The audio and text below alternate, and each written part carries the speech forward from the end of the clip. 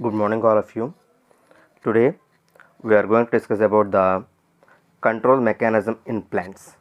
Till now, till the last class, we discussed about the control and coordination in control and coordination in humans and animals.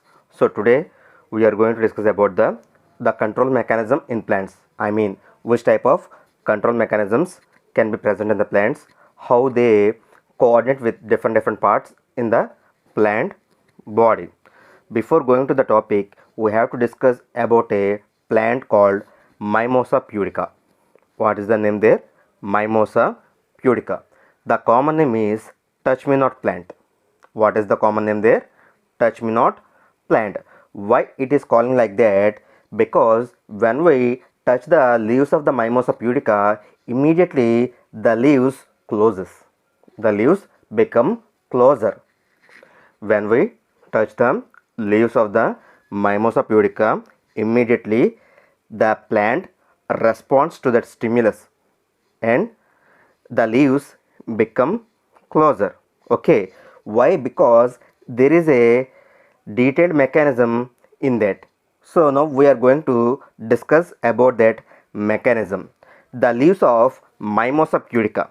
What is the plant name here? I am repeating again. Mimosa pudica. The common name is touch me not plant. What is the common name here? Touch me not plant. Okay, the leaves of the Mimosa pudica have pad-like swellings at the base. The base of the leaves. The base means the lower part of the leaves contains a swelling. Swelling means a wider part, which looks like a pad. Those parts are called as pulvini. Those parts are called as pulvini. Those parts are called as pulvini. Here, the cells of pulvini contains a lot of water with large intercellular spaces. Okay, the cells of the pulvini contains a lot of water. Contains a lot of water with large intercellular spaces. The cells in the pulvini have a large intercellular space. In that space, it contains a lot of water. In that space, it contains a lot of water. Due to that water pressure, because it contains a lot of water, so obviously it shows some pressure. So due to that water pressure, pulvini hold the leaf erect. Pulvini hold the leaf strongly. Pulvini hold the leaf strongly. So when we try to touch the Mimosa pudica, immediately the leaves generates some kind of electrical impulses. Immediately the leaves generates some kind of electrical impulses. That electrical impulse acts as a plant hormone. That electrical impulse acts as a plant hormone. Because of this hormone, water in the pulvini cells which are closer to the leaf vein migrate to the other side of the cells. The pulvini lost its firmness, hence leaves become fold. After 20 to 30 minutes, water comes back, pulvini attains firmness and leaves become erect. So this is the mechanism. So step by step we will discuss it again. When coming to the case of leaves of Mimosa pudica, it contains some pad-like structures at the base which are called as pulvini. Okay, this is the first point. Pulvini is the first point. And next, second step, it contains a lot of water. Because of that presence of water, it shows some water pressure. This is the second point. And third point, when we touch the leaf of a Mimosa pudica, it generates some kind of electrical impulses. So because of those electrical impulses, pulvini loses its water pressure and immediately leaves become fold. After 20 to 30 minutes again, the water reaches the pulvini and it attains again firmness. This is the mechanism of Mimosa pudica leaves. So this is one example about the control mechanism in plants. This is one example about the control mechanism in plants. So like in the animals, we have brain, spinal cord, different hormones to control our body. Yes or no? In the animals and humans, we have brain, spinal cord, different hormones to control the body. But in the case of plants, they don't have any kind of nervous system. Yes or no? They don't have neurons or nerves or brain or spinal cord. They don't have any kind of nervous system, but they can show some kind of control mechanism based on the hormones called phytohormones. They can control the plant body according to the light, heat, water and touch sensitivity, pressure, chemicals, gravity, etc., etc. These are the factors which can affect the plant growth, like light, okay, next gravity, heat, water, chemicals. These can affect the plant growth. So plant can change its actions according to these factors based on the hormones called phytohormones. Here phyto means plant, hormones means chemical messengers. The hormones which are present in the plants are called as phytohormones. Phytohormones gives the coordination in the plants. It can those can take control over the plant. Just look at the screen. Those are the major phytohormones: auxins, cytokinins, gibberellins, abscisic acid, ethylene. These five are the most important phytohormones. Many other also there, but these five can shows the significant action on the plant growth. That's only these are most important five phytohormones. The first one, auxins. Okay, what is the use of auxin there? It can control the cell elongation and differentiation of shoots and roots. What is used there? It can control the cell elongation and also differentiation of shoots and roots, which means that it can control the height and length of the plant. It can control the height and length of the plant. In the human body, we have growth hormone. Like that only, in the case of plants, there are auxins which can control the length of the plant, which can control the height of the plant.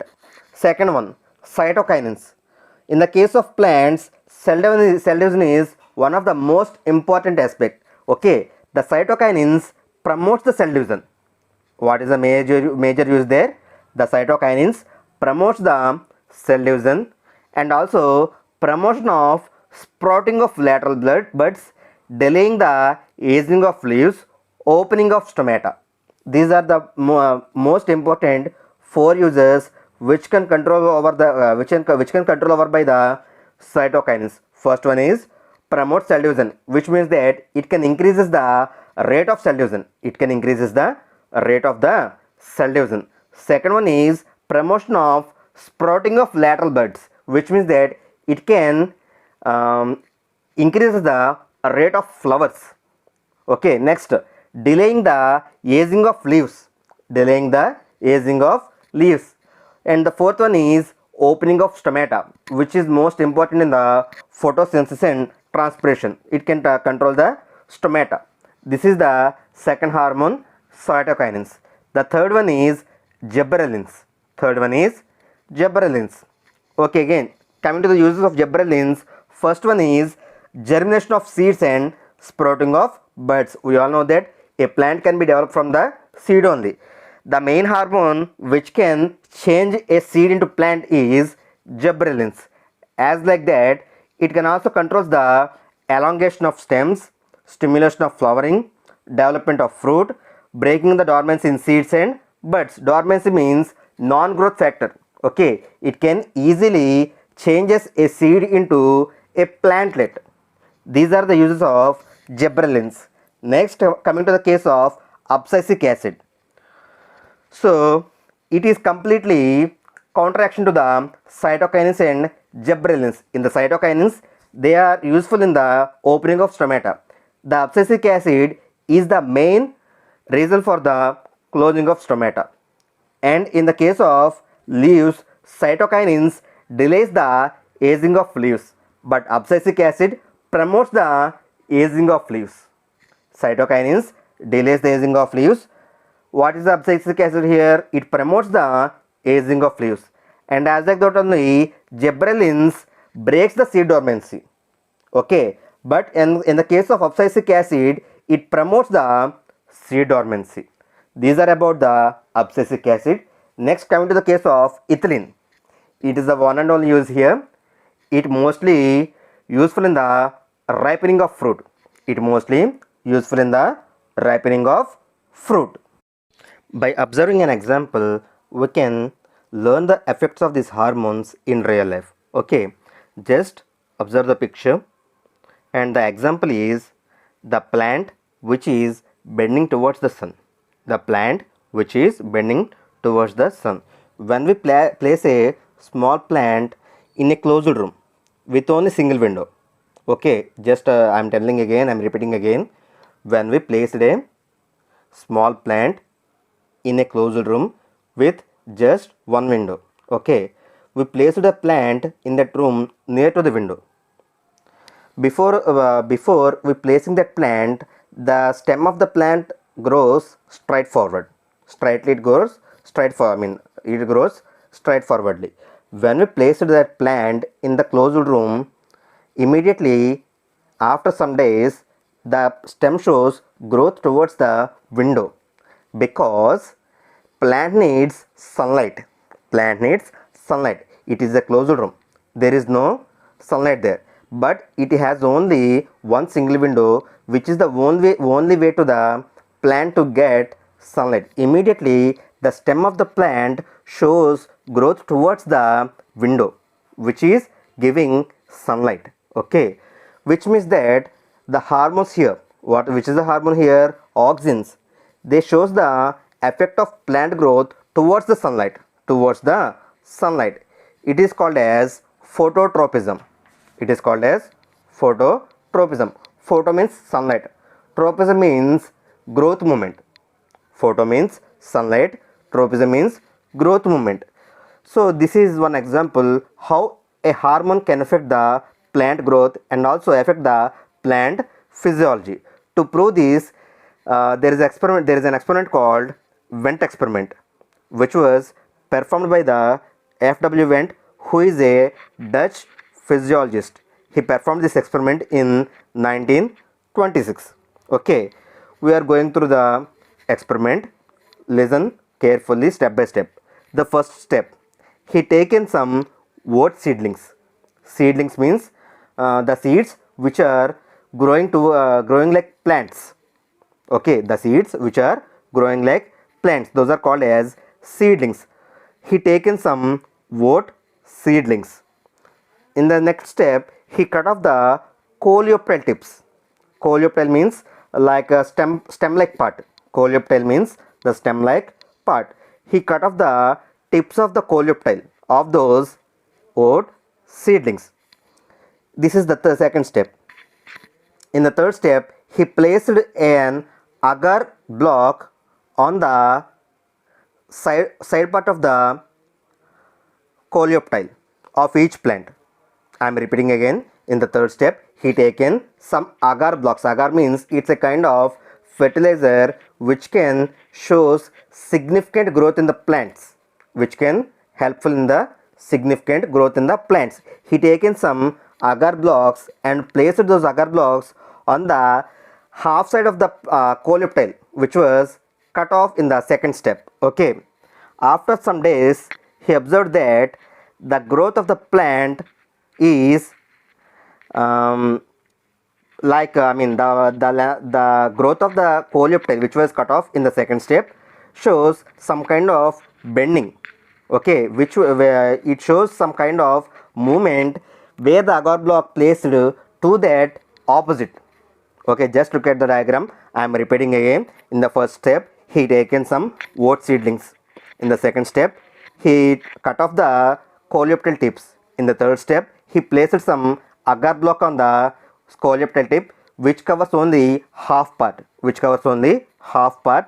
In the after some days, he observed that the growth of the coleoptile tip is different from the normal one. Why? Because he placed agar block on the half side only. Okay, the growth of the coleoptile tip shows opposite to the placing of agar block. So the hormone here, which is called as auxin, shows growth. This kind of growth shows this kind of growth. Okay, where we place the agar block, the auxin hormone shows some rapid improvement there and gives the opposite direction growth. This is about the FW event experiment. Next, we are going to discuss about the tropic and nastic movements in plants. Tropic and nastic movements in plants. Before going to that, we have to learn the definitions of tropic movements and nastic movements. So what is a tropic movement? What is a nastic movement? First, the definition of tropic movement. Okay, the definition of tropic movement. If any kind of plant shows response to the stimuli, if any kind of plant shows respond to the external stimuli like sunlight, heat, water, gravity, those kind of movements are called as tropic movements.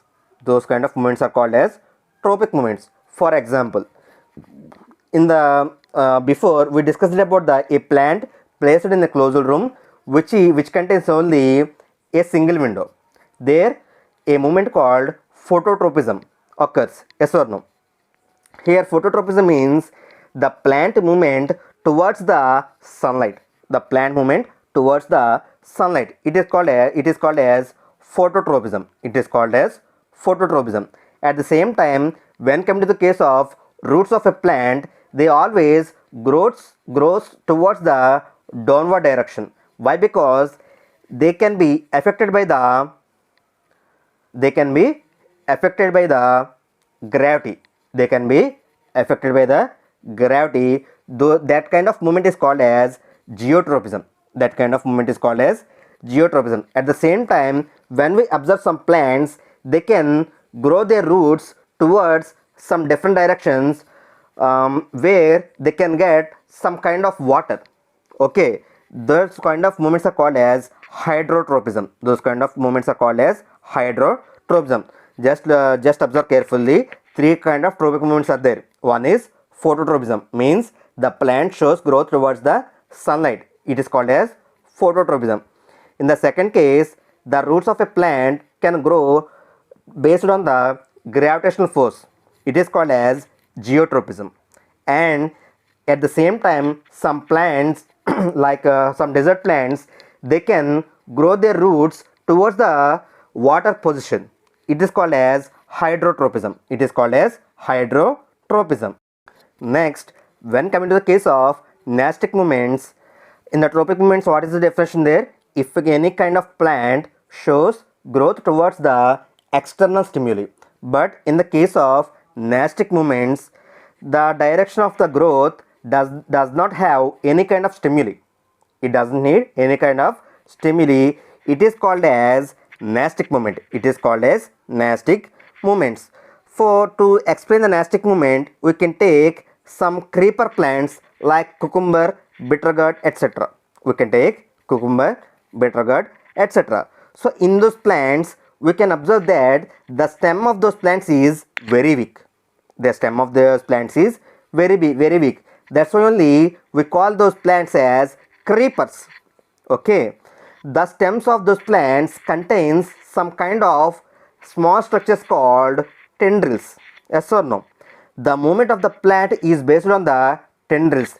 That kind of movement is called as thigmotropism. That kind of movement is called as thigmotropism.